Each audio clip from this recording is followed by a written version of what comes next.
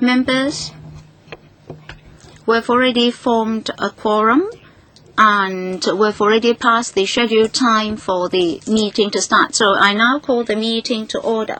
Item 1 on the agenda, confirmation of minutes. I'd like to invite members to confirm the following sets of minutes. First of all, the minutes of the joint meeting with the panel on financial affairs held on the 2nd of November 2012 is paper 485. And then minutes of the meeting held on the 3rd of December is paper 515 for 2012-13. Before the meeting, we've not received any proposal for amendment. Can we have the minutes confirmed? Thank you very much. The minutes are confirmed. Item 2 on the agenda, information paper issued since the last meeting. Since the last meeting, the Secretariat issued the following papers. Paper 390-01, Land Registry Statistics for December 2012, provided by the administration. Another paper is paper 529-01, Land Registry Statistics for January 2013, provided by the administration. Item 3 on the agenda, items for discussion at the next meeting. I refer you to paper 516-01, a list of follow-up actions, and paper 516-02, list of outstanding items for discussion. And also paper 535-01, a letter dated the 5th of February from Dr. Kwok-hing on his request for holding a special meeting to discuss the high selling prices being set for the flats developed by the Hong Kong Housing Society at Shau Kei Wan. Our next meeting will be held on the 4th of March, Monday, at 2:30 p.m. The administration has proposed the following items for discussion. First, review of waiting list income and asset limits for 2013-14, and marking scheme for estate management, enforcement, and public housing estates. Members, do you agree to have these two items on the agenda of the next meeting, or do you have other suggestions? Dr. Kwok-hing asked for a special meeting to discuss the high selling price set by Hong Kong Housing Society at Shau Kei Wan. I'd like to listen to your comments. Would you please invite the officials to come in at the same time? Any comments on the proposed suggested discussion items? Mr. Christopher Chung, can we take that issue up at the next meeting? Because it's just about the prices at one single site, and I don't see any urgency. Mr. Chung suggests that we add time to the next meeting and take on board that issue as well. I think that's a good suggestion. Good morning. Any other suggestions? Mr. Tony there. Mr. Chairman, of course. Dr. Kwok is making that suggestion because he observed something. In my opinion, whether a particular case has any urgency is not explained in Dr. Kwok's letter, how urgent or important that issue is, so every person may have his own opinion. In my opinion, if it is just a single case, should we not wait? Can we just invite the Housing Society to come and explain to us the basis of their price list? Then, in the meantime, we'll see whether or not we can satisfy Dr. Kwok-hing. Then we don't need to spend any more time during our meetings on that issue, because upcoming with many agenda items. Well, two members have made the same suggestion, So I agree that we'll add a little bit more time to the next meeting on that item, and we'll invite the Housing Society to attend. Dr. Kwok-hing, do you agree? Mr. Chairman, I think the Chinese New Year is coming. It's understandable that members don't want a special meeting. Housing Society is a statutory body and has huge impact on housing issues. So I'd like the Housing Society to explain clearly to us and to the public the price list for this estate. All right, so on the 4th of March, we'll have one more item on the agenda, and the Housing Society will be invited to attend. We hope that the Housing Society will explain to us this issue raised by Dr. Kwok-hing. All right, the meeting will be extended by half an hour to handle that issue.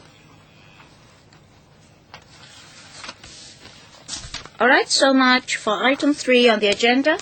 Let's move on to item 4 on the agenda, energy-saving initiatives in new public housing developments. We have 2 papers for this item. One is paper 516-03, is the administration's paper on energy-saving initiatives in new public housing developments. And then there's paper 516-04, a background brief from the LegCo Secretariat on energy-saving initiatives implemented in public rental housing estates. We now welcome the government officials to this meeting. I'd like to invite the administration to introduce the papers to us. I think they're going to do a PowerPoint presentation. Mr. Prescott first. Are you going to do the briefing? Ask my colleague to take us through the PowerPoint. Chairman, we'd like to brief members on energy-saving initiatives in new public housing developments undertaken by the Housing Authority. The Housing Authority has over a decade of work on energy-saving initiatives to reduce energy consumption in our new public housing developments. Indeed, over the past 11 years, we've reduced the total annual electricity consumption in the communal portions of new public housing developments by some 42%. We continually explore means to save energy and to achieve the target to reduce annual electricity consumption in communal areas by a further 10% in 2014-15. In addition to the implementation of energy-saving systems, we're applying energy management tools starting right from the design stage with a view to ensure energy efficiency through low-carbon designs. We also incorporate relevant design and educational provisions to help arouse the awareness of our tenants on energy conservation. I'd like to invite Deputy Director for Housing Development and Construction, Ada Fung, to brief you on the energy-saving initiatives in a little bit more detail and to set out some measures to save further energy in our public housing developments. Thank you, Mr. Chairman. Ada. Yes, Ms. Fung, Deputy Director. Thank you, Mr. Chairman. This briefing is to brief members on the new public housing developments where we have implemented and will implement energy-saving initiatives. All along, the HA has promoted energy-saving initiatives to reduce power consumption. So in new public housing developments, from the year 2000, 2001 to 2011-12, in those 11 years, we reduced the annual electricity consumption by 42%, that is 436 kilowatt-hour per flat. In order that we can further save energy in the coming year, we would like to have a further reduction of 10% in terms of electricity consumption. And given this 779 units, we would like to reduce the energy consumption from 596 units to 536 units. First of all, for lifts, lighting and water pump station systems, they consume around 55%, 21% and 16% respectively of the energy used in communal areas. In order that we can have better energy saving, we have implemented related energy saving initiatives as well as tools. That is, we've been using effective energy management tools as well as enhancing residents' awareness of energy saving. Now, first of all, in terms of energy-saving systems, what can we do? First of all, we can reduce consumption by means of renewable resources. In May 2011, the HA decided to implement grid-connected photovoltaic system in all new PhD under planning and design, which provide domestic blocks with communal electricity consumption of at least 1.5%. Solar energy can be used endlessly and will not generate carbon emissions. So our system can exploit this inexhaustible nature of solar energy. Secondly, we can reduce consumption by lighting systems. Lighting systems are the most electricity-consuming system in domestic blocks. We've optimized the illumination levels in public areas and also adopted energy-efficient electronic ballasts and T5 fluorescent tubes since the year 2000. We adopt passive design in buildings to optimize the use of daylight and reduce lighting energy consumption. We also design lighting circuits to fully utilize daylight at open corridors or corridors with openings to maximize energy saving. We've widely employed photosensors and time switches to fully utilize daylight and control the operation of artificial lights to suit the sunrise and sunset periods throughout the year. Starting from December 2008, we have taken up a two-phase design. The Housing Department had issued a guideline in 2008, barrier-free access to 008. They require the illumination standards have to be enhanced to meet those with vision impairment. We also want to save energy and at the same time comply with the design guidelines. So,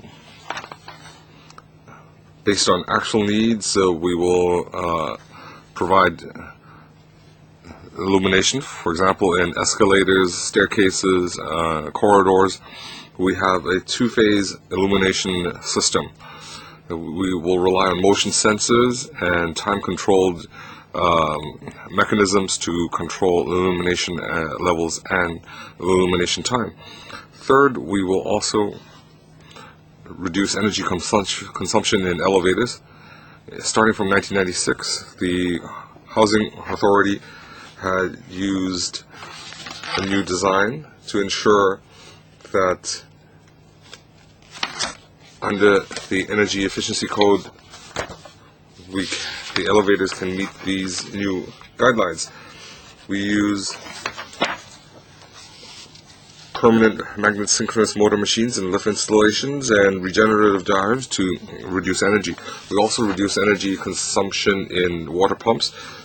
Starting from 2010, we have installed electronic variable speed motors for freshwater pumps, such that for the highest levels we can maintain sufficient water pressure. We also use high efficiency motors to reduce energy consumption.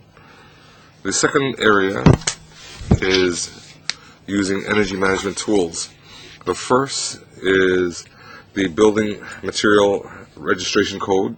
Starting from 2010, in new designs, we have a voluntary building energy registration system. And up till 2012 December, the EMSD had issued more than 400 certificates to commend energy savings in new designs. The second area is carbon emission forecast. That is an innovative carbon emission assessment in Hong Kong. Starting from 2011 February, for all new projects, we will assess carbon emissions. We have devised an assessment method where we can assess during the whole life cycle of a building the total carbon emissions. This modeling looks at building materials, operational emissions and renewable systems, and tree planting effects on carbon emissions. We include 6 areas. That is during construction, the material consumption during construction phase, building structure material. Third, the communal installations. Fourth, renewable energy. Fifth is tree planting, and fifth is dismantling. So these calculations can help us in our design assessment and the carbon emissions, the total carbon emissions during the building's life cycle. And we can therefore have an accurate gauge of carbon emissions. So in the second and third area, the carbon emissions here make up some 30% and 60% of total emissions. This is based on the assumption of 100 years life cycle of a building. The third management area is the ISO 50001 certification system. This was implemented in 2011 June, and it can be applied in energy management. In 2012 June, the Housing Authority issued the first ISO 50001 Residential Building Design Award. This provides a management system for residential buildings, the installations, their efficiency and energy savings, and whether they can meet our design targets. It has clear objectives. It indicates where we can maintain energy efficiency, and when the occupancy has taken place, we can actually gauge the energy consumption. Another area of management is in education. Starting from 2008, in all PRH estates, we have installed at least one solar lighting panel to encourage energy savings. So in 86B area, Maonsan, we have installed a intelligent utility meter. It indicates the energy consumption, the gas consumption, and water consumption of each unit, and this can enhance the residents' awareness of utilities consumption. So the future direction. These measures will already reduce our energy consumption. We'll continue to look at other feasible measures in order that we can further fine-tune the intelligent systems of our portfolio. We will also look at the installation of LED lighting to further reduce our energy consumption by 10%. The LED bulkhead technology is very promising. It can enhance illumination, and per watt luminosity would be, it is some 30% more than fluorescent lighting per watt luminosity.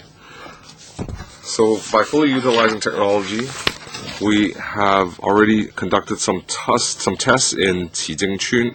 In Kai-Tak 1A area, we have tested these LED bulkheads to assess the product reliability and product performance. So we will continue to monitor Qijingchun, and in Kai-Tak 1A area, our monitoring work will commence when it's fully installed. If we can prove that the LED bulkheads are reliable and the market prices are more affordable, then we will consider in new projects using these LED bulkheads. Regarding communal areas, installation of elevators, these make up the second place of energy consumption. So we will look at how we can achieve energy savings, and we'll also monitor new developments in elevator technology, for example, in permanent magnet synchronous motor machines and regenerative drives. These are the latest developments in elevator technology. It's rather innovative. In fact, these can also generate electricity when it's in use. Through the use of regenerative drives, the renewable energy can be used in communal areas. So in Kai-Tak 1A and 1B, we have installed permanent magnet synchronous motor machines and regenerative drives. We forecast that the testing will be completed by the end of the year. We'll monitor the prices of these products and whether they can be further promoted. Thank you. That would conclude my report. Okay. We have 鍾樹根、胡志偉、郭家麒、郭偉權、謝偉全 5, and Mr. Lo Wai-kok. We have 6 speakers and 4 minutes for Q&A. 鍾樹根. Thank you, Chairman. The paper hasn't mentioned escalators. In Donghui, we have a few of these escalators. There are housing estates built on the hillside, and they need these escalators. During non-busy hours or even at night, they still operate, and that is quite energy wasting. So, is there any plan to upgrade these escalators? Because in the CGO offices, the escalators only move when they detect motion. We actually do have a program of installing new lifts and escalators in suitable locations. We do assess the nature of them, but most of the escalators that we're using are external escalators. The sort of technology that we're now looking at, primarily like we have in this building, for example, it's primarily for indoor escalators. So we need to look at, can we, weatherize and improve the quality of those escalators to make them usable for outdoor purposes. At this stage, as far as I'm aware, we have not yet been able to determine suitable escalators, but it's something we'll keep an eye on. It obviously makes sense. But what we do is, where there isn't much traffic, we do turn off escalators in the evenings, late evenings, for example, so that they're not running continuously. Not all estates have yet got round to doing that, and it's something that we're trying to roll out progressively. The problem is, of course, in some of the older estates with a lot of elderly residents, they do actually want to use the escalators at a time to suit themselves, and it's difficult for us because we don't have an alternative that would allow them access up and down the stairs. So it's a balance between the needs of the tenants and obviously our desire to make sure that we optimize our energy use. I'd like to follow up. These escalators consumption, how energy consuming is it?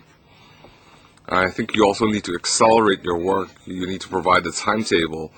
And third, I don't agree that you have to stop these at night, even though it's energy consuming. But the distance is even higher than Jardine House. How can you expect the residents to travel the distance? So even it's inevitable that it's energy consuming, but you need to improve the situation. Honourable Member, as I said, we can do it in certain locations where there's a suitable alternative, like a lift or something, with perhaps someone has to walk a little bit further, but in some cases it's simply not possible to turn them off. As far as energy use, we've always tried to get the most energy efficient escalators for our installations, but their use is rolled into the general communal energy use in the public housing estates. We wouldn't necessarily have a separate item just to look at the energy use within escalators. Thank you. Mr. Wu Jiwai. The document refers to new PRH and energy saving measures. So do you have any information on old PRH? What are your results in energy savings there? And second, these new measures, do you have any plan to use these technologies in old PRH such that they can achieve these green results? Third question, I think in PRH we want to promote intelligent energy efficiency measures. So we have a lot of PRH on the HA portfolio. So the energy savings in PRH, the education work, besides posting a notice board, and do you have any other specific measures? For example, can you compare the residents' utility bills? If they use less energy, then the residents might be more inclined to save energy. Mr. Chairman, there's a couple of things. Indeed, the trials that we're doing in for example, Kaitak 1A and what have you, of bulkhead lighting, if they prove successful and cost-effective, then we would absolutely consider putting in a retrofit at an appropriate period, time of these newer technologies into older estates. But we would usually do it in the context of a renovation exercise to make sure it's cost-effective to us. But obviously, one of the issues that we need to really work out is, are these new technologies stable? In other words, how long do they last before the light diminishes? Are they cost-effective? And prices are coming down, but perhaps not to the point where it's cost-effective for us to use because of the huge numbers that we would need. So yes, we do have plans to retrofit where it's appropriate, both, for example, the lift installations, those are taking place both in locations that don't have lifts, plus we have to replace lifts after every 15 to 20 years. We'll put in more modern lift technology. So we're gradually doing that even in the older estates. You asked about this question of education for our tenants. If we can go back a couple of slides. Can we go back a couple of slides to that shot? Next one, that one. This is an example of the sort of information loop that we're trying to give tenants. As you can see from this, I can't read it, but I'm sure you can. It indicates the consumption per unit per household for different types of gas and electricity and what have you. What we're trying to say to them is, look, you have a responsibility to share the cost of energy for yourselves as well as for the community as a whole. And this sort of intelligent feedback system we think is worth looking at in other locations. So that, although this is a trial, it's something that we can continuously look at. The other thing that we also put up on our the TV, the in-estate TV systems, is feedback on the total electricity consumption within that particular estate. So again, you can see if there's been a decline or what have you. And I agree, I think you need to have this education for our tenants, and that's part of our program. 我想問下關於啲舊型嘅屋邨咧，咁但係呢啲冚唪唥都係新嘅屋邨。Well, these installations are to be found in the new estates. What about the existing estates? Will you have, say, a table to show the tenants how much energy they've saved? Will you do publicity and education using that method? Well, yes, we've actually started in some old estates. I think the first one was Kwok-hing West. And all sorts of energy-saving initiatives have been adopted in various estates. For example, we'll adjust the time switches, improve the circuits, etc. Well, we know you have these measures. I just want to know the effectiveness in old estates. Yes, for example, the use of T5. replacement of water pumps, lifts, etc.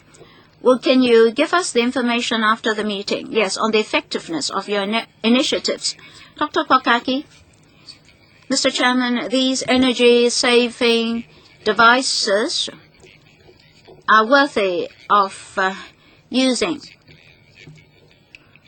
Insofar as building design is concerned, open space does have an impact on indoor facilities. For example, if ventilation is good enough, then the tenants can reduce the use of air conditioners, fans, etc. And there are more indoor space than communal areas. In terms of energy efficiency, when you design new buildings, will you bring in new initiatives such that energy consumption can also be reduced inside the flats themselves? Secondly, for energy-saving devices in terms of lighting, escalators, etc., I'd like to know the differences between costs. Before and after the installation of these devices. Well, you can use lighting as an example. So if the new devices are cost-effective, should you not install them in older estates as well, as soon as possible? And then in slide 16, I see this solar energy lamppost for educational purpose. Well, but apart from educational purpose, there's no other use. So is it actually a waste of energy? With a few of these, and then I'll pass it on to my colleague. Of course, they're usable as lights. That's fundamentally their function. What we're saying is even lighting can be provided through a renewable energy source, but they are lights. So, of course, they have a dual So why can't you provide more solar light? Because of the cost, to be frank with you. So that's why I asked the question. The basic issue is the generated cost. Maybe I can follow up on this question. 其實我哋喺最初嘗試嘅時候呢 In fact, when we first tried it out, we did not know which model was best. So in various estates, we tried out the device. And Lambton Estate was one of the pilot estates. On the rooftop, we installed these solar energy installations. Well, initially, it's actually for educational and experimental purposes. Well, for R&D, to play safe, we should try everything out first. So in Lambton Estate, that was quite successful. And then in Yaolai Estate, Phase 5, just outside Eastern Harbour Crossing, we tried again the solar energy device. And now in new estates, this solar energy installation is used to reduce energy consumption by 1.5%. Now, I was on history just now. I was informing members what happened since 2008. As for cost of LED, when compared with conventional lighting, for LED, it has been saving costs by 2.5 times. That was tried out in Kai Tak, and we believe that as LED technology advances, the cost will continue to decline, and many more manufacturers will participate in manufacturing. For energy saving, we would like to enhance the awareness of our tenants. And then we have a campaign with support from the green groups to promote overall energy efficiency awareness in our estates. Next, Mr. Kwok-hing. Well, the HA is the biggest landlord in Hong Kong. It took the lead to save energy and enhance public awareness in that regard. We welcome that. And through the use of advanced technology, power consumption has been reduced, in particular in terms of illumination. Well, I'm familiar with private housing. Understand that cost had been reduced by half if you can work on the lifts.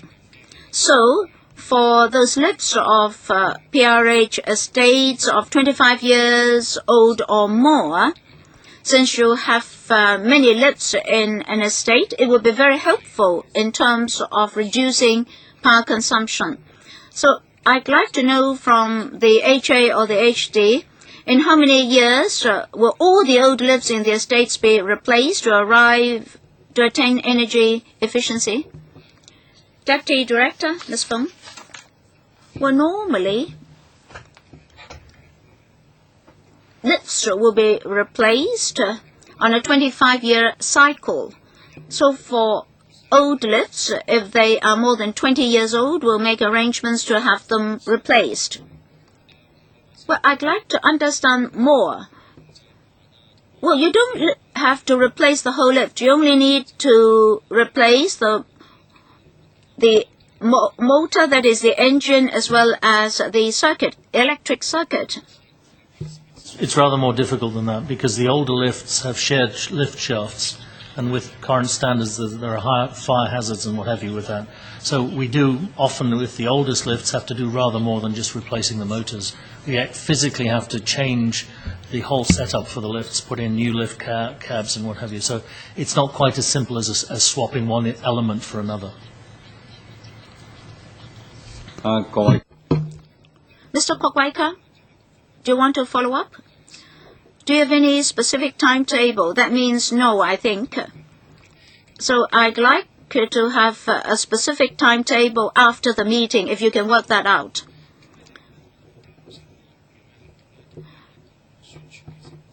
Well, I understand that you have publicity initiatives like the planting program that you have for your tenants. Yes, plants can absorb carbon dioxide. Now, among new and old estates, will you enhance the tree planting ratio so that there's more greening in estates and at the same time more carbon can be absorbed? Mr. Pescott? I'll start and then perhaps Ada can add.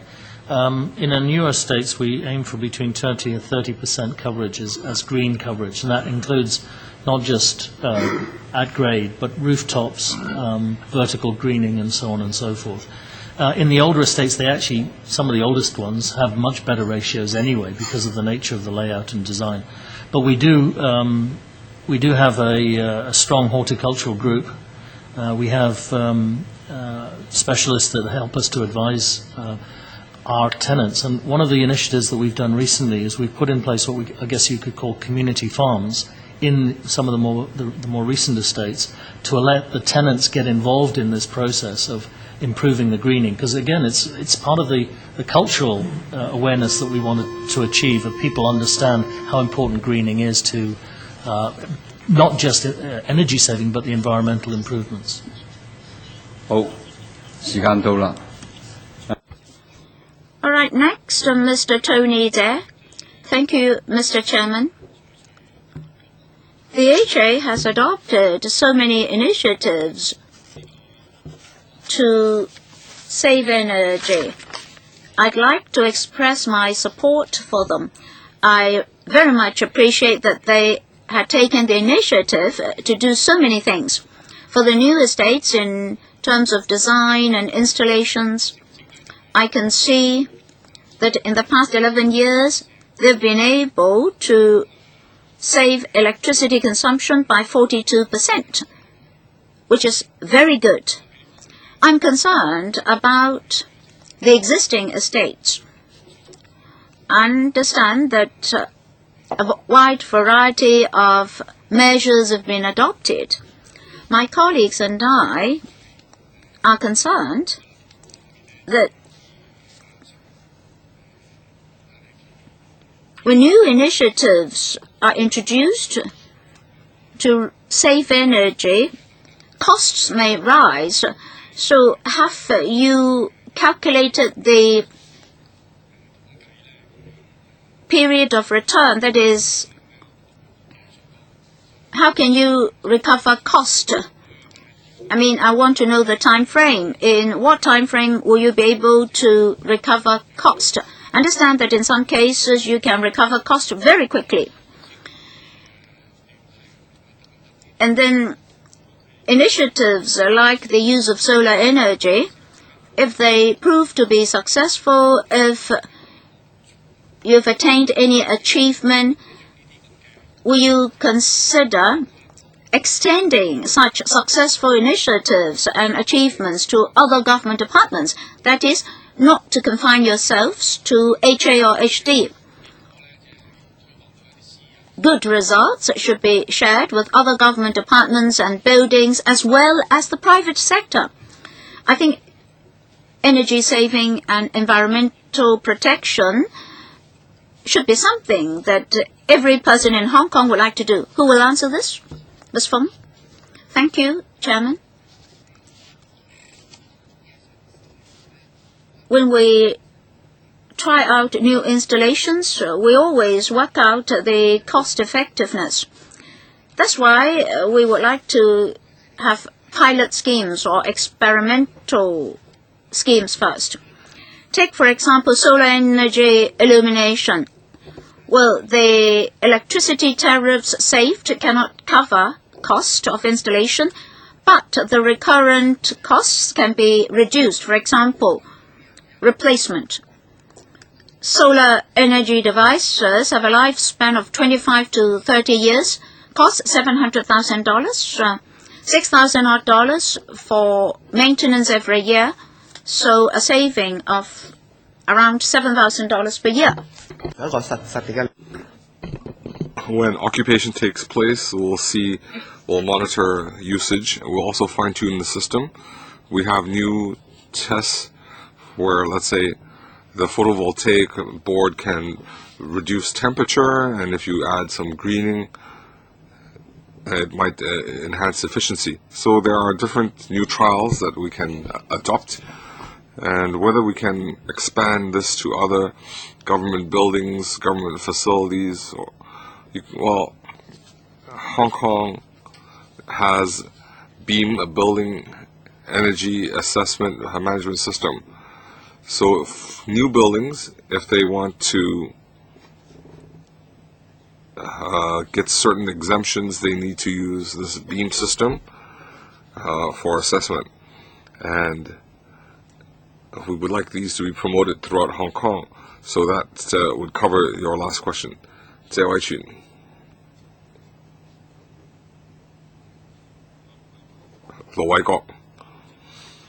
Well, let me declare I am building a tender group under a member under the HA.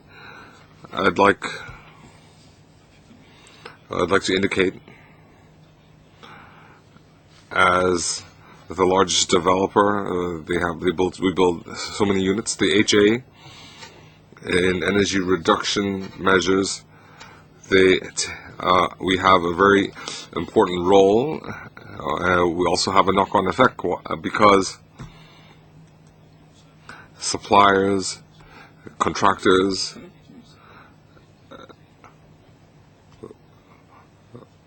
through our work with them, they can help us achieve energy savings. So I'd like to ask some specific questions. The ISO 50001, aside from the HA promoting this, is there a plan to require suppliers, contractors to adopt ISO certification? Can you also explain the other certification measures in energy savings can that be applied in the tender process and engineering projects? In procurement policy, how do we ensure that the HA procurement of materials and supplies are compliant with the energy reduction requirements? Thank you. Ms. Fong? Mr. Low is very familiar with our operations. Generally speaking, in the contractor list, we require different ISO certification, including ISO 9000 and ISO 14001. That is the environmental protection certification. The latest ISO 50001 will be required step by step, and regarding our department, besides new projects, new developments having this certification, we will also implement this in new estates, and we also have plans for old estates to have them included in the 50001 certification, so we can have more widespread promotion of energy savings. What about procurement? Procurement of building materials, supplies? Thank you, Chairman. In our contracts and our building specifications, we do specify the producer needs to have ISO 14000 besides ISO 9000 certification. We also have product certification. So when we have an umbrella requirement for these producers, manufacturers. They have to have a certain scale. They need to have energy reductions and environmental protection measures for us to accept them. Okay, as a legislator, Mr. Michael Tian, just now we were given some statistics. I didn't catch some of it. Your new estates, you install solar panels, and your original investment, did you say 700,000? I said 6.8 kilowatt per hour photovoltaic cell can provide 1.5% of electricity needs in the communal area. The installation cost is 700,000. The annual maintenance is 6,400, and every year we save about $7,400. Hang on, I thought it was a monthly figure. So you invested 700,000. Maintenance is 6,000 a year, and you save 7,000 a year, 7,400. It doesn't matter. You can round it down, or you can round it up at 8,000 a year. So the actual benefit is 2,000 per year, but you're investing 700,000, and you only receive a 2,000 benefit a year. Let's do the math. It's 0.3% return. I just want to make sure this figure is correct. I thought you said you save 8,000 a month. Then that would be a meaningful investment. But if you're saying 8,000 and maintenance costs you 6,000, so the savings are minimal, but you are investing 700,000. So carbon emission, public image, world trends, catching up with the Jones and all this, yes, you do get merit for that. But I'm just saying we shouldn't blindly pursue this. What I'm hearing is correct.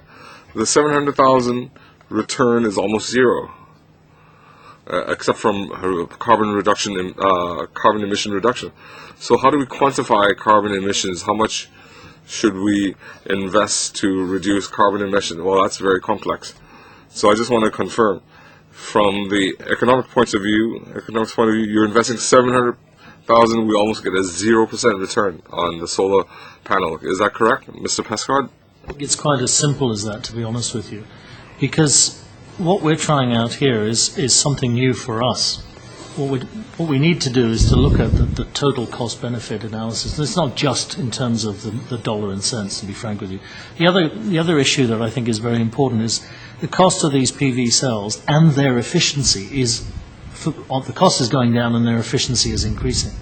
So the first objective is proof of concept. Is it really feasible for us to install these things and tie them into the grid? And frankly, that was one of the biggest challenges we've had to overcome, because clearly if we don't use the energy, it's wasted unless it's put into the general grid. So there are other reasons for us to do this. I think the second point that But would you admit that so far as of now the economic return is zero?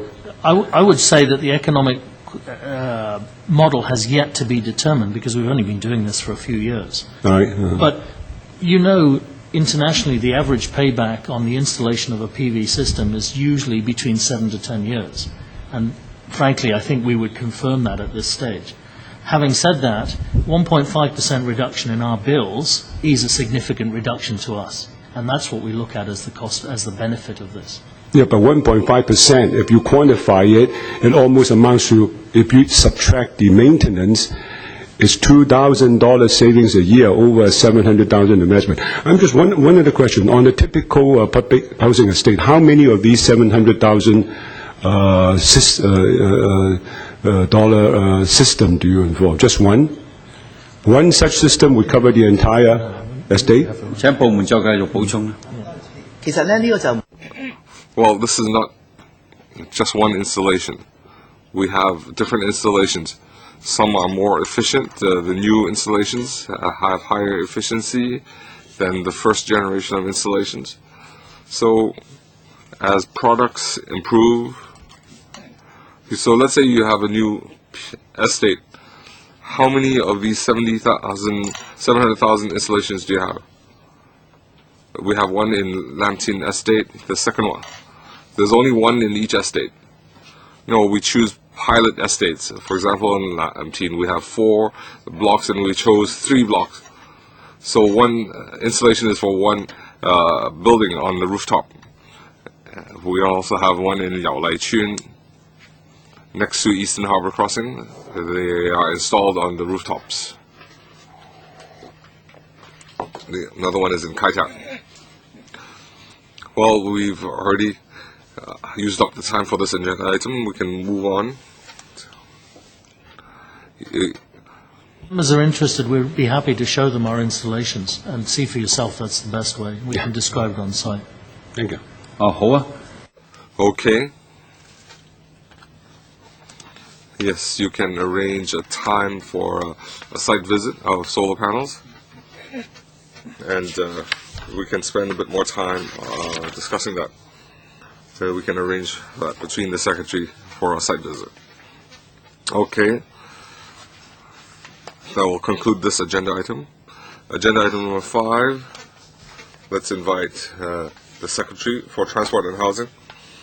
That is 2012-13 to 2016-17 Public Housing Design Plan. The paper is CB bracket 1516/121305.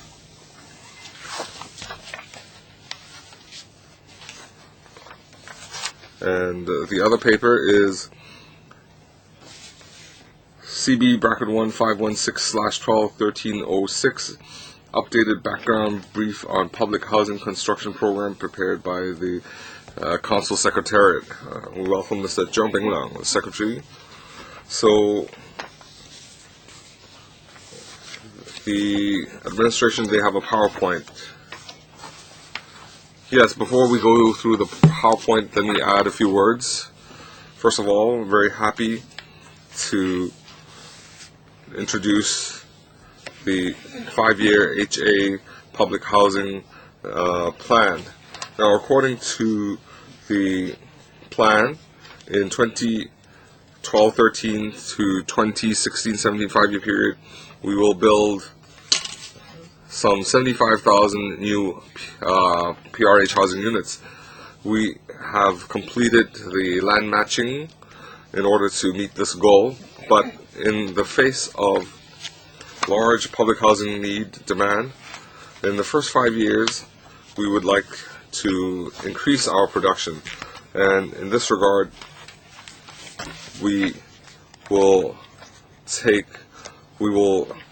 bring forward the second phase. It will involve 3,400 units. That means when these two projects are brought forward, the PRH production in the coming 5 years, it can increase from the original 75,000 to 79,000. At the same time, we will continue to see whether we can accelerate the program in public rental housing. So for projects after 2016-17, they are still in the initial planning and design phase, and they will be affected by numerous factors. But in order to meet the CE's policy address goal, we will complete these as soon as possible. And by 2018, we will build the target build of 100,000 units. So the first 6 HOS are in Satin, Qunuan, Kwok-hing, Yunlong. The HA is now conducting preparatory work, and by the middle of this year, we will commence construction. We have also ensured sufficient land. From 2016-17, we can complete some 17,000 HOS units. We will also utilize the land potential. We'll work with the different government departments, and while not compromising the environmental aspects, we'll release plot ratios and height restrictions in order to have full utilization of the land. Cost effectiveness and sustainability will be fundamental principles in this program. Whether or not we can expedite our housing program will depend on the preparation work, whether it can be advanced, and whether or not we get community support at the district level. So we'll see whether we can compress the building program to 5 years. Now I'd like to hand over to the Deputy Director of Housing, Ms. Ada Fong, to present you with the details, and opinion and questions are welcome from members. As Chairman of the Panel on Housing, I'd like to welcome this piece of good news from the Secretary for Transport and Housing and expediting the housing program. I would like to hear even more good news in future. Ms. Ada Fong. Mr. Chairman, I'm now going to present to you the 2012-13 to 2016-17 public housing construction program.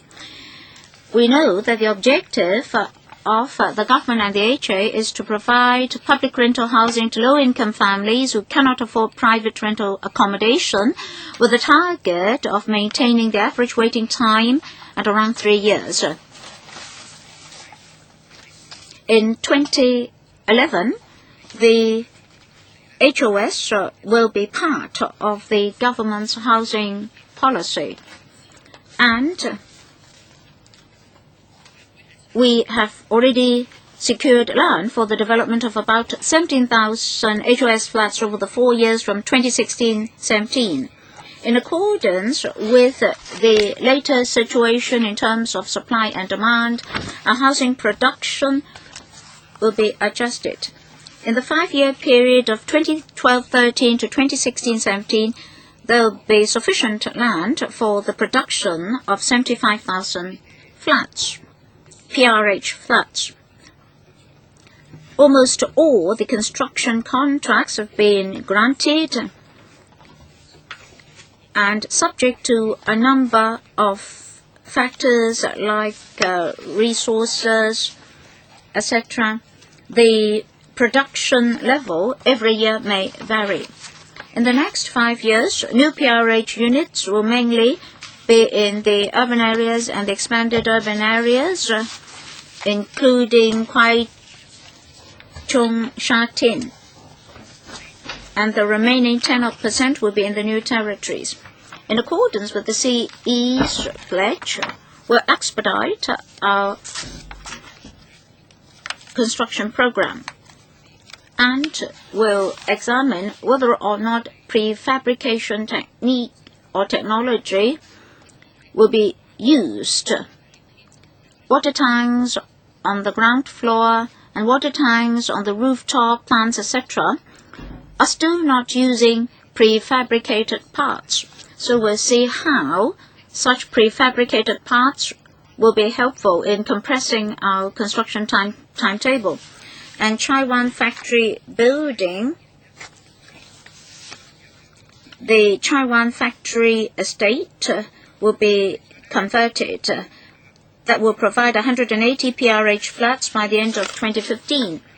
We understand that the public is badly in need of PRH flats. In order that in the next 5 years we can boost our production, we'll endeavor to advance the completion of 2 PRH projects from the second 5-year period. That is Anderson Road Site C1 and Tumun Area 54 Site 2 Phase 2 by 1 year from 2017-18 to 2016-17. How are we going to go about it? We'll discuss with the CEDD, which is at the moment doing land formation. We'll urge them to complete land formation as soon as possible so that the site can be handed over to us for foundation works. And for these 2 projects, we'll try as far as possible to make use of prefabricated parts. I mentioned the rooftops and the ground level. So we'll try as far as possible to use prefabricated parts such that we can advance the completion date by a year. There will be about 3,400 flats from these 2 projects.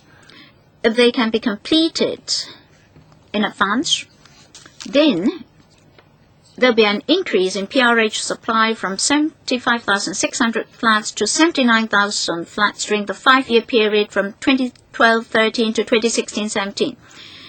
Anderson Road project, 1,300 units to be produced. So we'll try to use advanced technology to compress the timetable.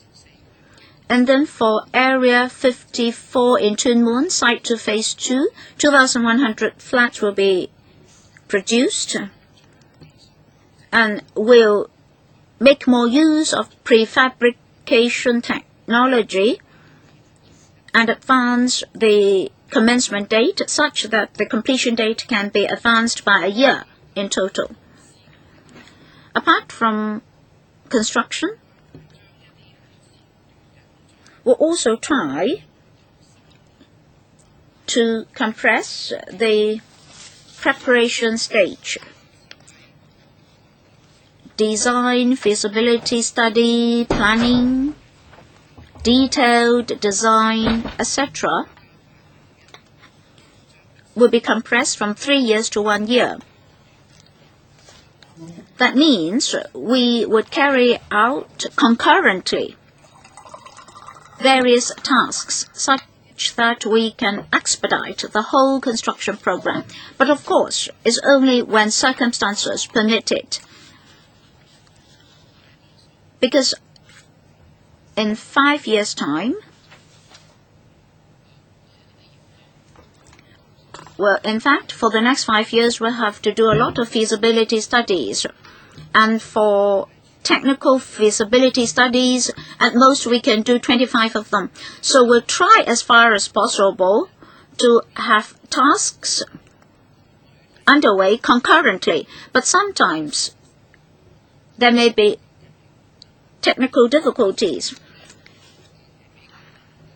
Like an EIA, we may encounter noise difficulties. So for the 25 projects, if they are for residential use, we can compress the timetable. But if modification of land use is involved, a longer period is expected. Foundation works will take a year, superstructure about 2.5 years. So if circumstances permit it, we would like to reduce foundation works by a month and then superstructure by 2 months. Then for the whole construction period, we can save 3 months. So the normal cycle of 7 years can be compressed to 5 years or even shorter. However, after 5 years, many public housing projects will only be in the preparation stage, and we may encounter changes, land use modifications, collation of community views, land resumption, and land formation. And then starting from 2018, we need to build at least 100,000 PRH flats according to the CA's policy address. And we have to do preparation work.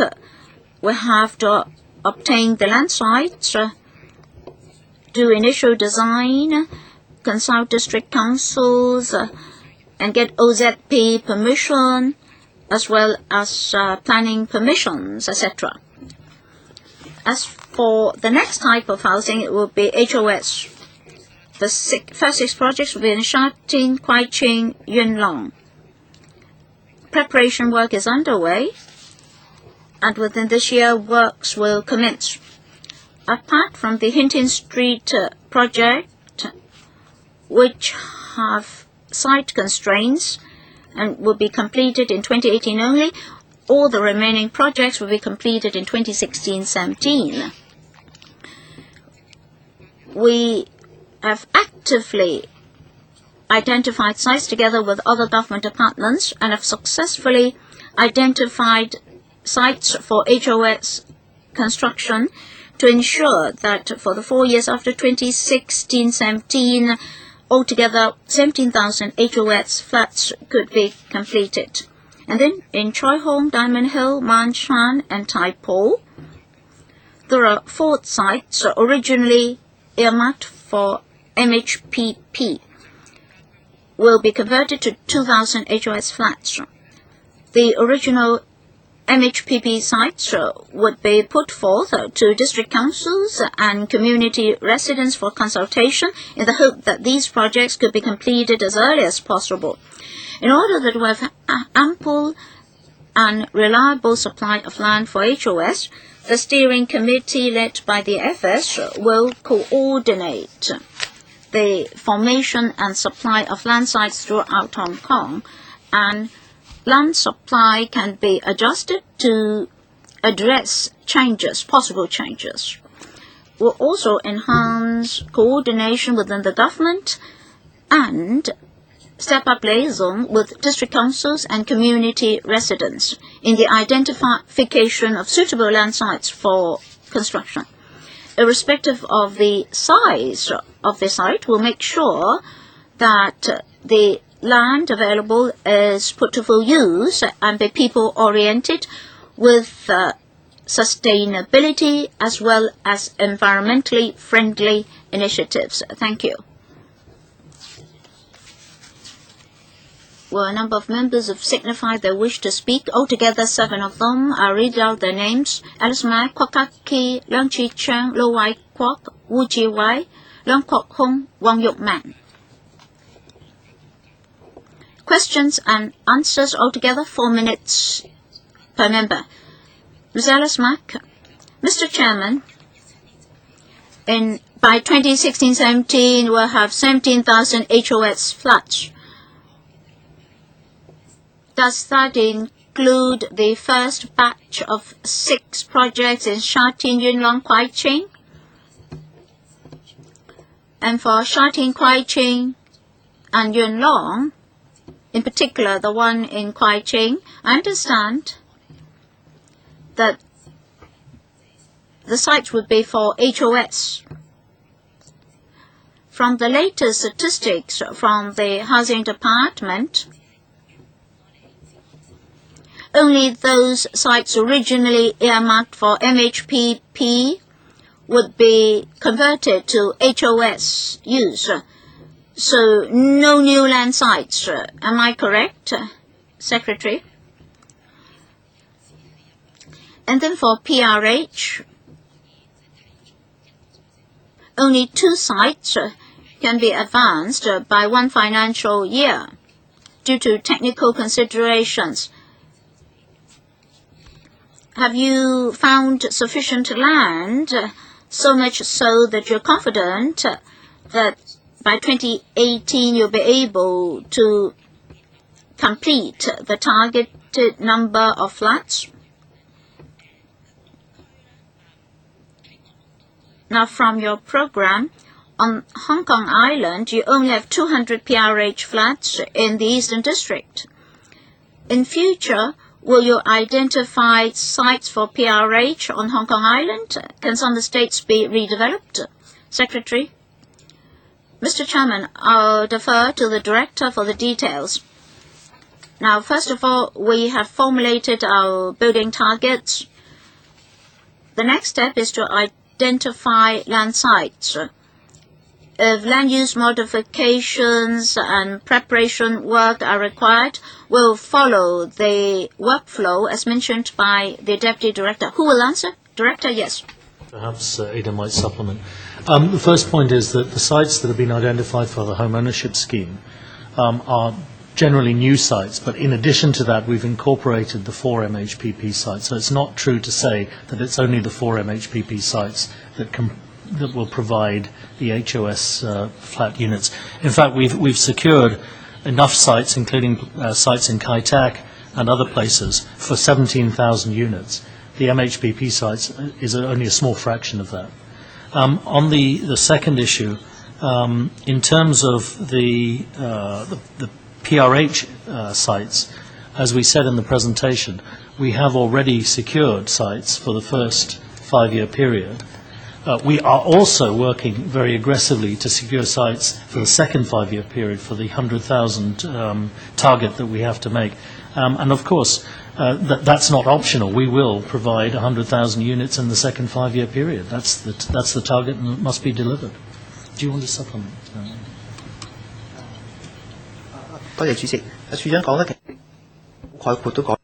Yes, we have already explained the overall situation. Are there any HOS projects? We mentioned the first batch of MHPP and HOS are included in the 17,000 units. Thank you. Ms. Mack, in HOS projects, besides PRH, you are looking for land, you should also consider HOS, because if there is more HOS, it can help the turnover in PRH. In the policy address, it has been mentioned that in 2016-17, in the 4-year period, we will complete 17,000 HOS. Then the goal is at least 5,000. We are now in the midst of land matching. Mr. Kwok-hing, I'm not sure whether we should be upset or over this document. We have some 68,000 people living in subdivided units, and having an extra 3,400 units is just like giving crumbs to a person who's hungry. The 75,000, we are aware that it was a goal from the previous government. I don't blame you, Secretary, but our CE, he has a nickname of Housing CE. He had made a lot of pledges, but now when it comes to the crunch, he is only providing 3,400 extra units by 2016. I don't know whether I should accept that, because in your last PowerPoint slide, you said that you have to wait for the Financial Secretary to release land. So is the FS leading the land committee, and is he incompetent such that you don't have enough land to build? Or is it you have a lot of procedures that can be shortened by a year? So is the housing department understaffed, or is the past work too slow? So if you can reduce it from 3 years to 1 year, that is applaudable, but why did what had to be done in 3 years can be done in 1 year now? Do you need more staff? Do you need to outsource it? And by 2016-17, let's put it blunt, it's just empty talk. How many sites would like the Secretary to, whether it is Anderson Quarry or Chun Mun, how fast can you accelerate? I would like to see figures. Where are these sites? If everything is ideal in Anderson, it can be accelerated, then can it be brought forward even before 2016-17? And for those who are waiting in line, there's some immediate relief. As I said in previous LegCo sessions, housing has a process. We have set some goals. We need to match the land and different land sites. The release time might be different. Some sites need formation. Some need town planning, land rezoning. So the release times to HA are different, so the projects will commence at different times. So that's why we need preparatory work, construction work, and so on. So besides the 3,400 units that can be brought forward by a year, are there any other possibilities? And I think, Chairman, the question was not answered. So the Financial Secretary, Land Committee, has he given you insufficient land, or is it within HA or Housing Department? Can you tell us what's going on? The FS Steering Committee is handling all land supply issues. Of course, land is not just residential land.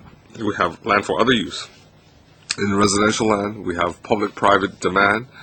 So the committee, under the leadership of the FS, they're coordinating their efforts with our work. Anything else to add? Situation in the department. In fact, we've been looking at our staffing situation. We resolve it on a constant basis. In the last year and a half, we've been able to secure an additional 350 odd posts, including a number of directorate posts. And indeed, I would make the point here that we will be coming to the establishment subcommittee at the next meeting to secure 4 additional directorate posts for this program. These are purely dedicated to the construction side of the office, and they are important. However, it's not a static picture. We will be coming back with additional staff requests to suit the production program. So at the moment, I'm confident we have sufficient staff, but of course, the situation will be kept under close consideration. Thank you, Chairman. We welcome the administration can produce 3,400 units ahead of time by 2017-18. But looking at the figures, I need to identify whether there are some problems. In 2011, in 2012-13, there should be 800 units in Kowloon City, but according to Appendix 1, in 2012-13, Kowloon City completed units are 5,200, so there is a shortfall of 2,800. Have I misunderstood the figures? So should it be 2,800 completed earlier and included in 2012-13 figures, and the postponed units will be deferred into 13-14. If it's deferred, so 3,400 units, as you're adding there and subtracting there, what's happening? So the Secretary, could you respond? And the second question, I want to emphasize the Yuen Long West Rail and Gamsang superstructure. The administration can expand the size of public housing. Now, you say there's a lack of construction sites and there's no opportunity to release land, but the Transport Housing Bureau can manage these situations. Why can't you expand the lot size such that you can relieve the supply? Or are you holding back good news and surprise us with a few thousand units? Could you leave him some time? Yes, the community, the local people are very concerned about communal facilities. You're building housing, but if there are no facilities for residents, they would find that hard, not that palatable. Secretary, regarding 5200 in Kowloon City, I'll defer to my colleague. In Yuen Long West Rail, Kam Sung Station, this is under consideration. So I can tell Mr. Leung, we won't relinquish any development opportunity. Well, I'd like the Secretary to have some concrete figures. I see that there's no objection from the local community, but you seem to be dragging your feet. We're not being indecisive. We need to liaise with the community. Mr. Pesca. The Kowloon City figures, it's just a phasing issue. What happens is that we have a number of blocks. We try to bring them online for allocation as soon as we possibly can. But that might mean that we have other blocks within the area that are still being developed. So where we can, we advance the construction, but sometimes access means that an end block that might have been constructed earlier can't be released because you can't get access. So those sort of changes happen all the time within the program. That's why we look at a 5-year program rather than looking at month by month within a particular year, because honestly things change, weather can affect the completion. The figures we've given you are the current targeted completion dates for those programmed already, and we're confident we can deliver on those targets. 盧偉國議員。盧偉國.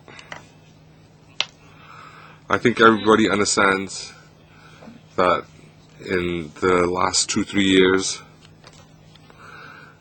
accelerating projects would only occur in the latter part of this government's term. And the Secretary has presented the figure 3,400. In informal events, I've heard some officials or in charge of construction, they say there is a manpower shortage in construction industry. So to meet the contractual obligations, the completion dates, it's quite difficult. And if you want to further compress the completion schedule, they have said informally that it's impossible. So I would like to understand the administration. You said you want to accelerate. It's not just empty talk. You have some actual exploratory work. So I want to understand what's your what's the update on the situation. And I think this is very important. These projects are under contractual obligations, so unless you change the contract, otherwise it's hard to compress the time. So how will you manage these problems? The department has been liaising with the construction industry. Well, Mr. Low, you referred to manpower constraints. This is exactly a problem that we need to deal with. In fact, we had a seminar session yesterday with the construction industry, our own contractors and our own staff. The objective was to look at ways that we could speed up production.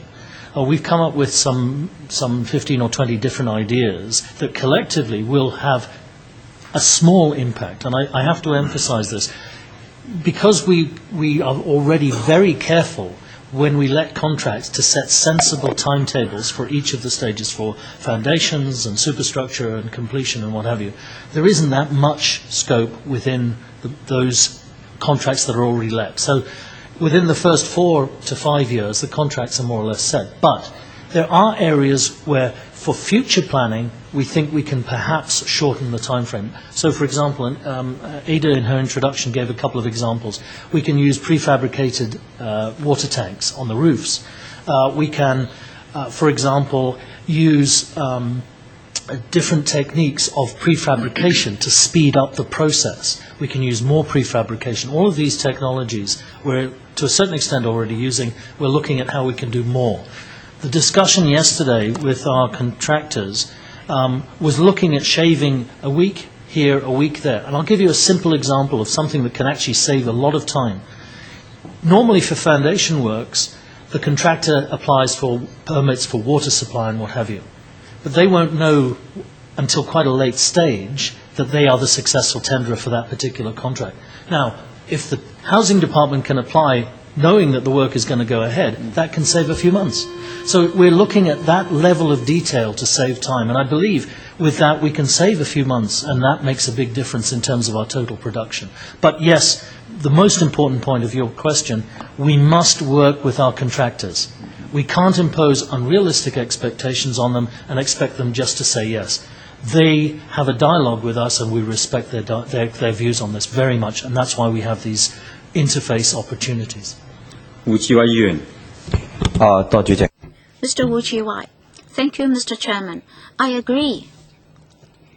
I think we should learn a lesson from our past experience in which we tried to expedite our production program and then encountered problems. Now, by 2018, we'll have 20,000 PRH flats to be completed in phase. But then within 5 to 7 years' time, you have to complete your preparation work. Now, what about 2018-19 and 2019-2020? Have you got sufficient land for your construction program for that year? That is 2018-19 to 2019-20. As for compressing the time frame for preparation work,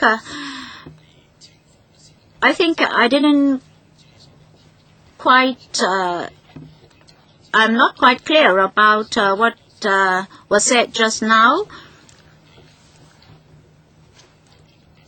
I think even for land sites already in the hands of the HA and HD, you might not be able to compress the building program. Say if a factory estate is to be converted to residential use, well, instead of demolishing it, you're going to redevelop it, and only 200 units will be produced. Now, I'd like to know how many units could have been provided if you are to demolish it. And Tai Hom Village is quite a big site for you. I understand that there's a floor area of 3 million square feet, but only 2 million square feet will be used, and the remaining 1 million square feet will be for other uses. Is it that you've not put public housing as your first and foremost priority or concern? Now, is CDA, I mean Tai Hom Village, if no land use modification is required, how can you make use of the site more effectively?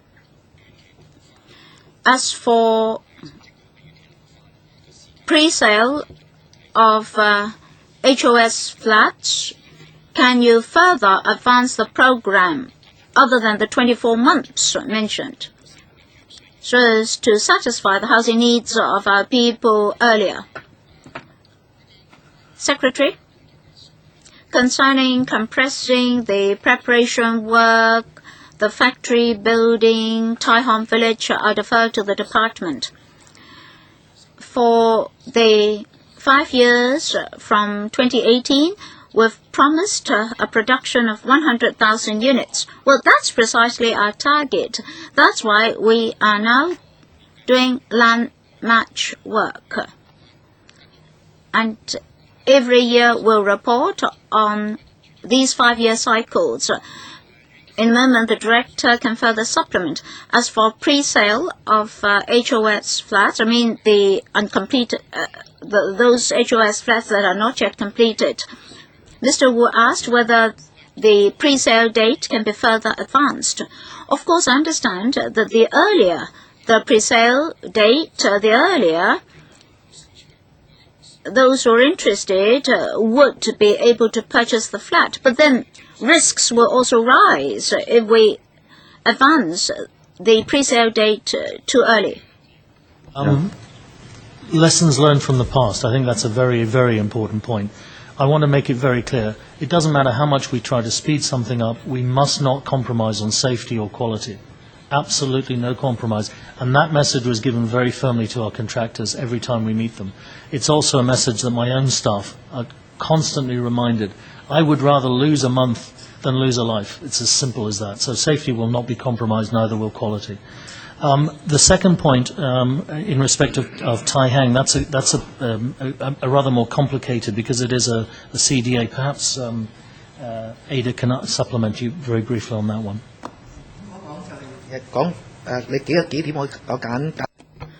Well, I'll provide a brief reply. To compress the preparation work, the land must be spade ready. That is, the site must be a spade ready site first. As for the Chaiwan factory estate, it's the final old factory estate in Hong Kong. And the AAB has decided that it should be retained, so it will be converted to residential use with 200 units to be produced. As for Tai Hong Village and the CDA, other facilities like schools will be provided. We'll have to consult the communities, and together with the planning department, we'll see what other suitable uses can be put to the site. Next, Mr. Leung Kwok-hing. Mr. Chairman, are we protected by the Electoral Powers and Privileges Ordinance? Is it the same as the full council meeting? Well, I'm afraid that the C.Y. Leung may send me a solicitor's letter. Well, you've been a councillor for so long, you know the answer. Well, C.Y. Leung has always sounded great and grand. We all know that. But is he going to deliver? Well, we all know that he has said that we should expedite our housing construction program. But the details, we don't know. He said that between 2018 to 2023, on the average, every year there will be 20,000 units, so 5 years altogether we get 100,000. But how is he going to attain that target? Well, Donald Tsang did not perform well enough. Now, how are they going to identify so many spade-ready sites? Well, after 2017, he may not be the CE anymore. Another point is about the figures he mentioned. Can they inform this panel? Among the flats promised in C.Y. Leung's timetable, how many were actually promised by Donald Tsang already? Well, I'm talking about accountability. Let me say this right from the very beginning. I don't trust him. Mr. Prescott, you're a civil servant. Tell us, Well, when Donald Tsang was in his office, he promised us something. Can you compare his promise with C.Y. Leung's promise? Secretary, any response? Concerning housing production, unavoidably, it will be a cross-bureau and cross-department issue. Be it PRH or HOS, we need time. As the Deputy Director said, it depends on land supply, response of local communities, construction, etc. Normally, it will take 7 years. We now try to compress it to 5 years. Anyway, we need this 5-year cycle. And just now in my opening remarks, I said that 75,000 units in the next 5 years will be provided. And then after 2018, for the 5 years after 2018, at least 100,000 units will be produced, and we're already doing land matching. When Donald Tsang left his office, how many units are being completed? Can we compare that figure with C.Y. Leung's promise, so that we can analyze whether or not C.Y. Leung is telling a lie? In his manifesto, C.Y. Leung already mentioned 75,000. Half of that would be completed earlier. That's what he said. 75,000 in total, 5,000 units, or rather, the latter half will be completed within the first year of his office. Was he only paying lip service to us or not? Please explain the detailed figures. Secretary, please be brief. I'll try to be brief. In the 5-year period, we mentioned 75,000. For the next 5-year period, 3,400 units can be advanced by a year. So, he's only exaggerating. Sorry, Mr. Leung, your time is up. Only 3,400. Sorry, Mr. Leung, your time is up. Next, Mr. Wong Yok Man. Mr. Chairman, in paragraph 4 of the paper, it's mentioned that 1 year can be saved. Well, let us give them the benefit of the doubt. From past experience, we know that their words are not trustworthy. Only 180 units are to be produced from the Chai-Wan factory estate. Is a very small sum only. It's just like a drop in the ocean. You cannot rectify or remedy the shortage. So how meaningful it is in terms of overall supply? So this Chai-Wan factory estate project is telling us that they've exhausted all their means. Chai-Wan factory estate, just 180 flats. How dare you to put that project in? Well, it's surrounded by factory buildings, heavy noise, MTR station nearby, but 180 PRH flats are to be provided. So you can see that the government is rubbish. The estate was built in 1959. How can you refurbish it? Only 180 flats to be produced. And then they are banging their gongs to widely publicize this project. And for this so-called compression of construction program, that's actually what the former SARG told us. The director is here. He understands that very well. 20,000 flats per year after 2018. Well, that's definitely a lie. It's exaggeration. I bet it will definitely be a lie. It is just exaggeration. Why? Please explain to me why Chai-Wan factory estate. Have you asked your questions?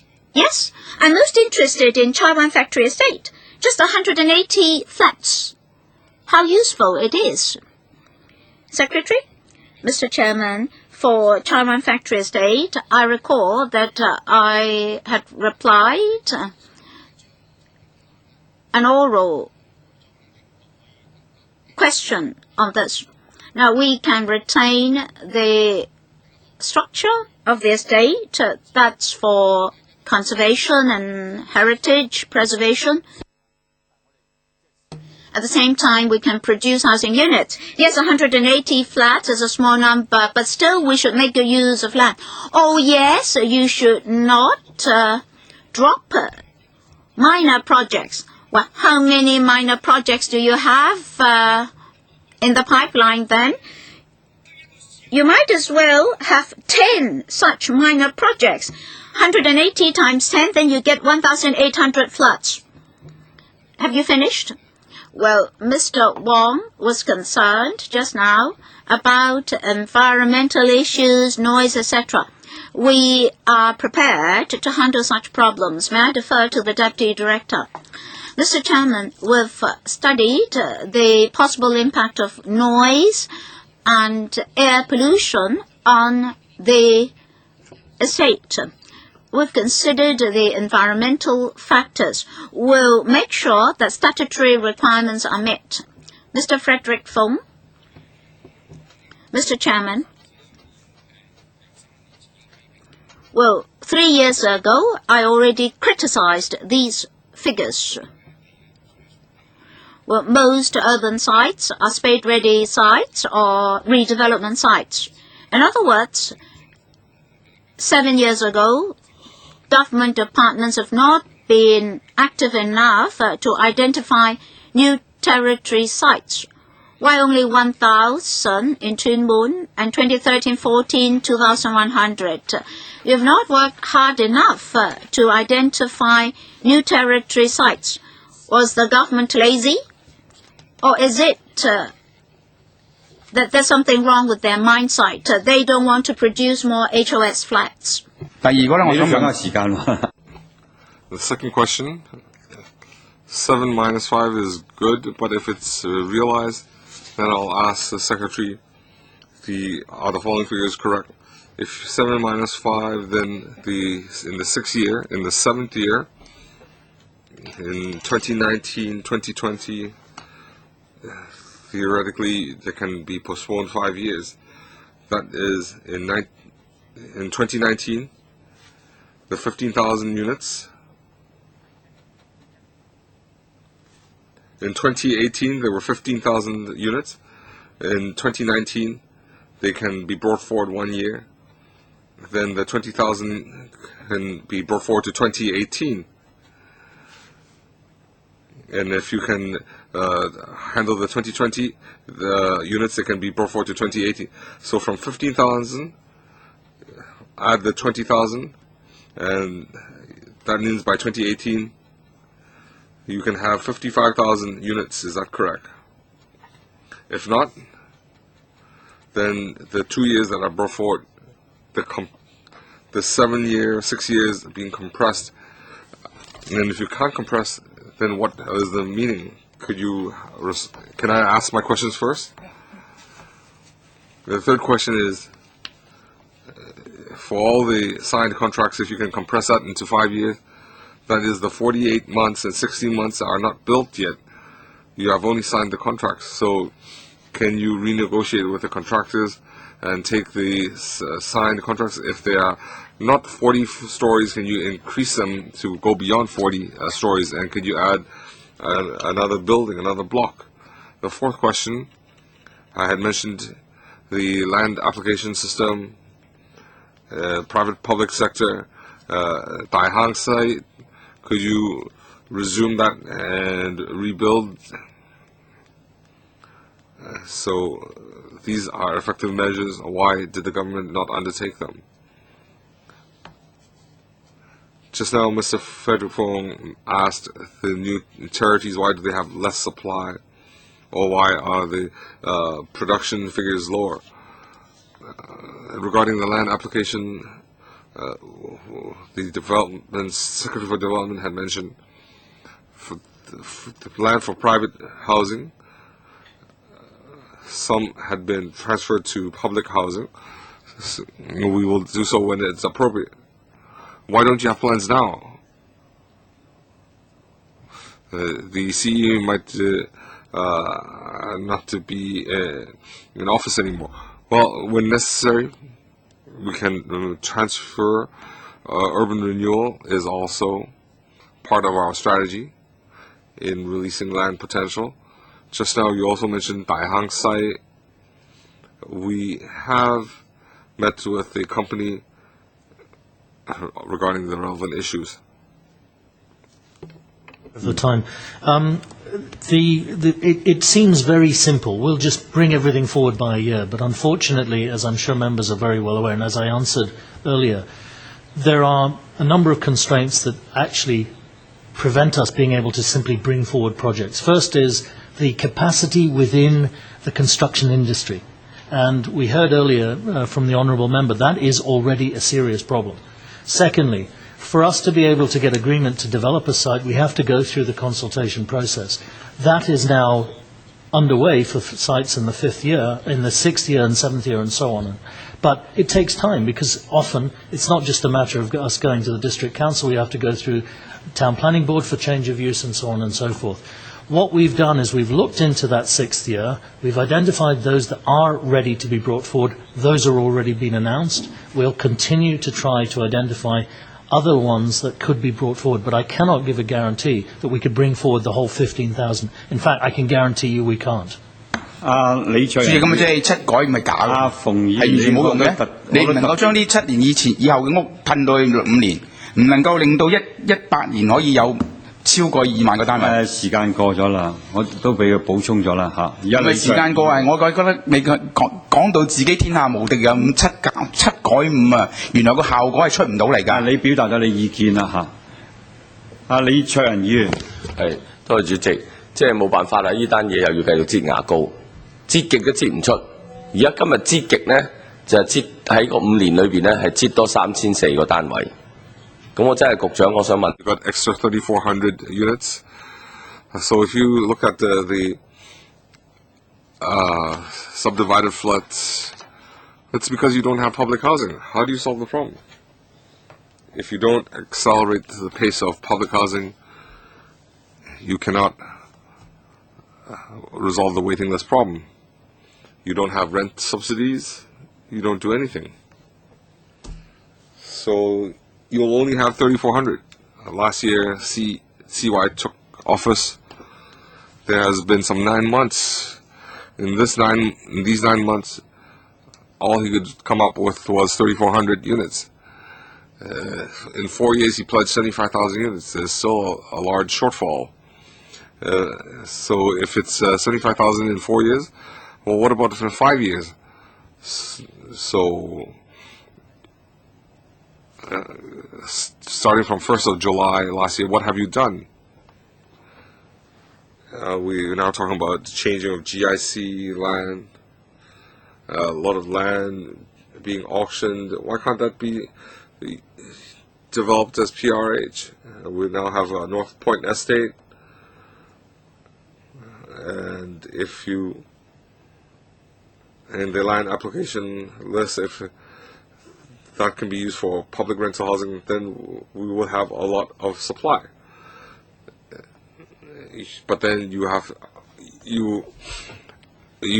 are taking care of developers' interests, so you won't be able to solve the problem. So I want to ask the Secretary, why don't you take mature sites and use that for PRH? Well, when we deal with housing, it's not just PRH. Private housing is also part of the equation. In housing land supply, we want to cater more to public housing, but we cannot neglect the need for private housing. I know that's what you'll say, but now you're just looking after the private interest. You're not focusing on public housing. If you take some of the private housing land for public housing, you can still continue to discover sites for them, because every year the private housing, they provide some 20,000 units. It's more than public housing. Why can't you divert some more of that supply? That's the most expedient way to reduce the waiting list time. So if you look at land supply, Mr. Lee is correct. On average, every year they can produce 20,000 units. But now our average is also 20,000 for public housing. It's just that we've now taken some new measures, but this will only come on stream in a few years' time. And in a few years' time, the supply of public housing will be larger than private housing. We also feel that the objective I mentioned is a community aspiration, but also depend on land supply. The director also mentioned that in overall capacity, it's not just identifying a site. We also need production capacity. We need the manpower to build. Regarding land, different sites have different planning restrictions or land use restrictions. So some sites will proceed faster. Well, then why do you have 20,000, an average of 20,000? It's now just 15,000. That's the goal we set. It's adjusted to 20,000. But this figure will only be achieved in 2018. Okay, time's up. Well, our allotted time is to 10:30. We still have 2 members in the queue, not including myself. So let's agree to extend another 15 minutes. And I need your consensus. Okay? So we'll extend another 15 minutes. Next in line, Mr. Liang Yuzhong. The Taiwan industrial building converted to public housing. I object to that. Besides a limited number of supply, I think it would also require a lot of resources. In my experience, the renovation work actually creates a lot of nuisance to the tenants.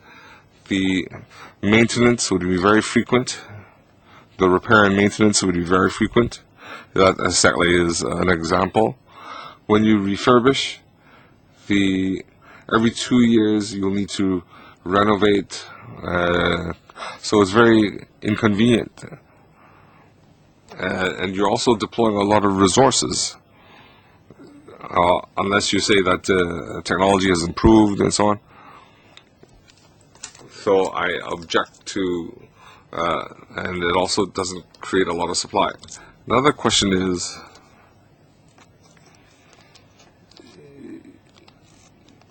you are taking the 7-year schedule and compressing it to 5 years.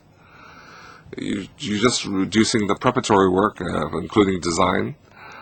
In the past, the housing department, when they built a new building, they would conduct consultation. What sort of facilities would the tenants want, and so on. So how come you can do design consultation in 1 year? Consultation would take at least 3 months.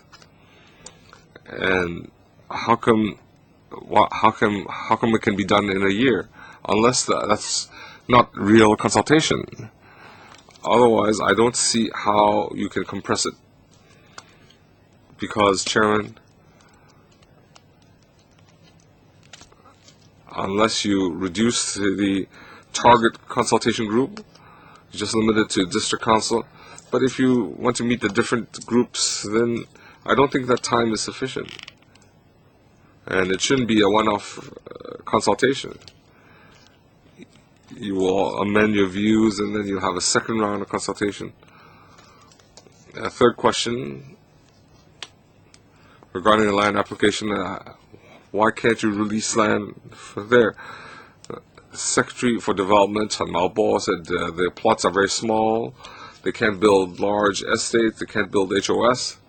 Well, assuming that's true,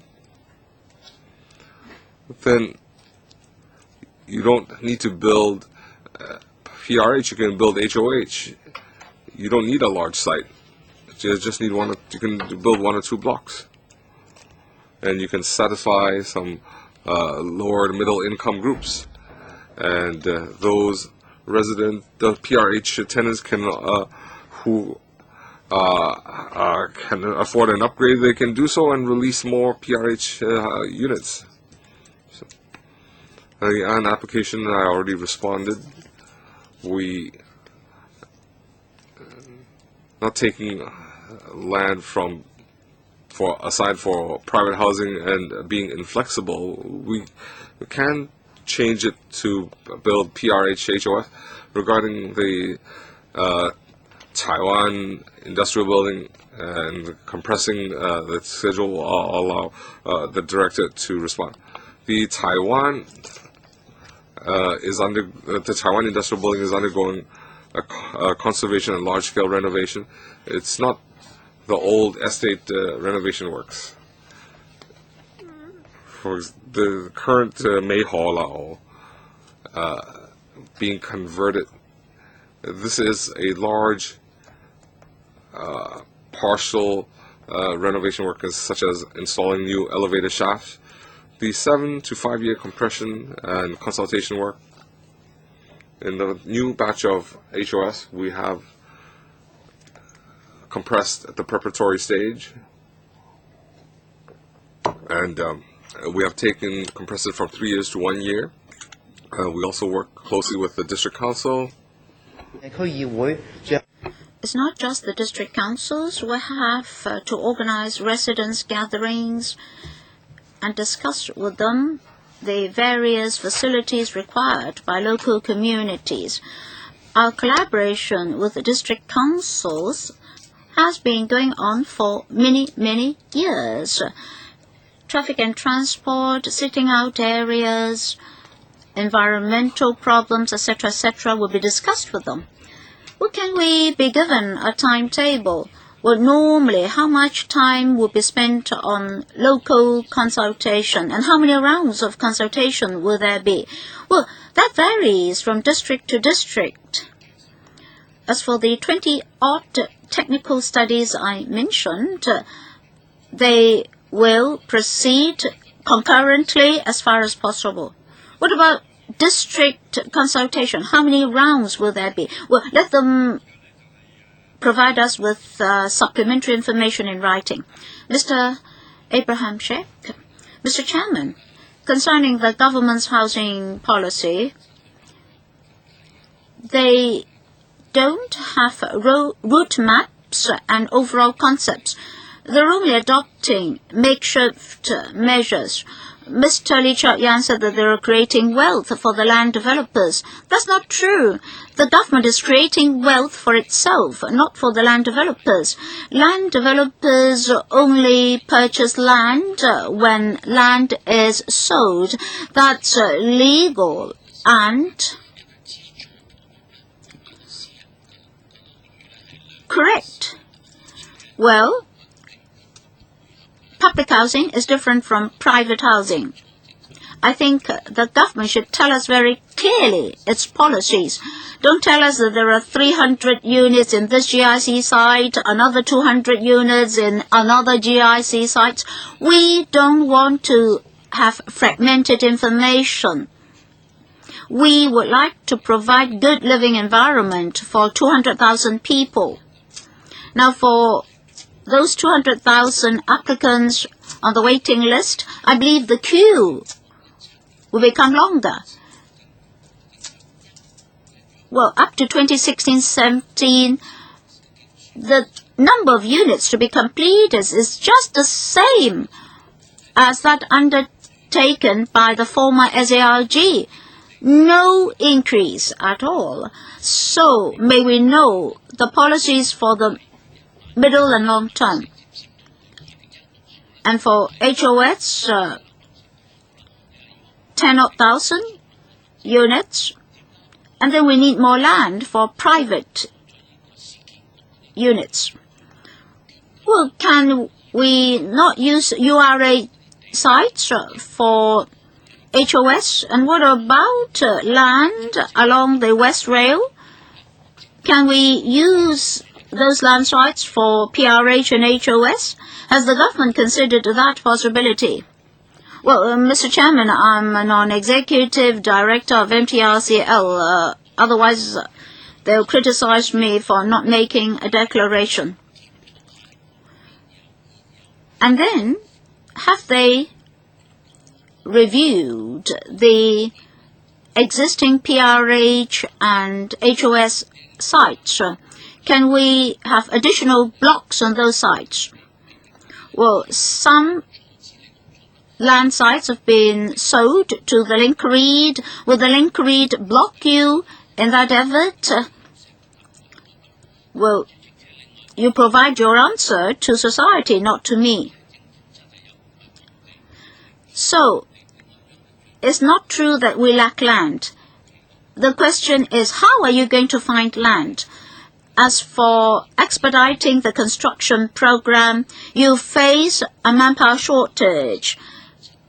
Secondly, you have to take care of worker safety.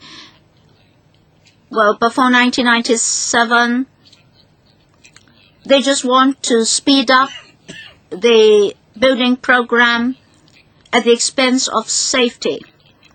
Well, I represent the construction industry. You should allow the construction industry to do what they can. Either you import labor or you accept the fact that the building program will be delayed. Well, it doesn't matter. They can provide me with a written reply. Well, please be brief. Half a minute only. Well, I'll try. Well, just now Mr. Sheikh made a number of comments. We'll see how we can follow up on them. Well, manpower shortage for the construction industry, that was mentioned by the director already. For the government, safety comes first. We would rather lose 1 month than to lose one life. 67,000 private flats will be put on the market. According to our estimation, most of them can be sold in pre-sales before 2015-16. Well, it really depends on how the developers will grasp their timetable. Yes, in this council, we debated a number of times on the long queue on the waiting list for PRH, 200,000 at the moment. We'll address the housing need in the medium and long term as well. Our policy on subsidized housing and private housing is clear. For subsidized housing, it's for those members of the public who cannot afford private flats. But of course, we're not forcing people to buy flats.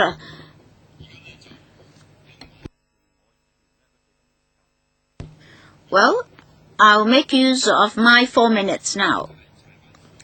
Now, first of all, for the conversion of Chaiwan Factory Estate to serve the singletons, we already had some response from the Bureau just now.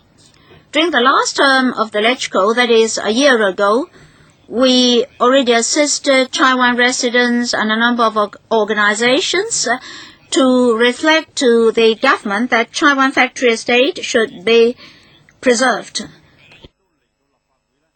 The government accepted our proposal, and the residents did come to LegCo's complaints division and had met with a positive reaction from the administration. Once again, I'd like to thank the administration and the Housing Department for following public opinion. I hope that this Chaiwan Factory Estate will be able to serve the singletons, and we would like the project to be completed as soon as possible. As for PRH flats. It's just like in the last term, it's 15,000 units per year, 75,000 in 5 years. Time and again, we strived for an increase.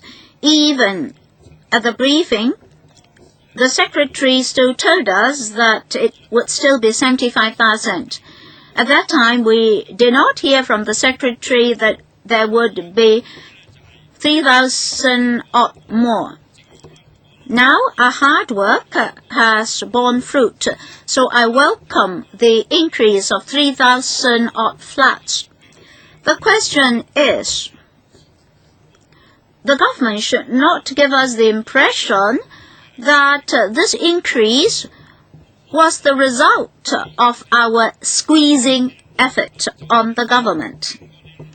It's just like squeezing toothpaste out of the tube. I think the government should report regularly to us the housing production program. Don't wait for pressure from councillors.